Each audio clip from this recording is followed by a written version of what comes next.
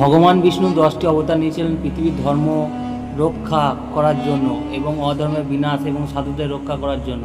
হিন্দু ধর্ম অনুযায়ী পৃথিবীর পাপ অন্যায় বিচার বেড়ে যায় এবং ধর্ম দুর্বল হয়ে পড়ে, তখন ভগবান বিষ্ণু যুগে যুগে ভিন্ন রূপে অবতীর্ণ হয় এই সমস্যাগুলি সমাধান করতে।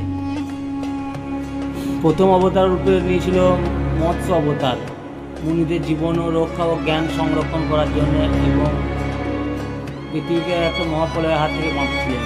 কুম অবতার, সমুদ্র মন্থনের সময় যখন পাহাড় পুরো পর্বত সমেত সমুদ্রের তলায় চলে যাচ্ছিল, তখন সে কচ্ছপ অবতার নিয়ে সে পাহাড়টিকে তার পিঠের সাহায্যে তুলে ধরে রক্ষা করেছিল। বরাহ অবতার, পৃথিবীতে অসুর ও হিরণ্যকর হাত থেকে রক্ষা করেছিল।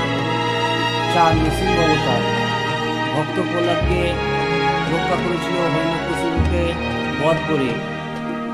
5 বামন অবতার, বলির অহংকারী বিনাশ ও দেবতাদের অধিকার পুনরুদ্ধ করার জন্য বামন অবতার নিয়েছিলেন। পরশুরাম অবতার, দুর্নীতি ক্ষতিগ্রস্ত ক্ষত্রিয়দের দমন করার জন্য পরশুরাম অবতার নিয়েছিলেন। রাম অবতার, রাবণের মতো শক্তিশালী অসুরকে পরাজিত করে ধর্মের আদর্শ রাজ্য প্রতিষ্ঠা করেছিলেন। এরপর ছিল বলরাম অবতার। বলরাম অবতার জন্মগ্রহণ করে একটি কাশীতে একটা হালাহল ধরে এবং শ্রীকৃষ্ণকে যুগে যুগে সহযোগিতা করে থাকে এবং ধর্মের পুনঃপ্রতিষ্ঠা করেন।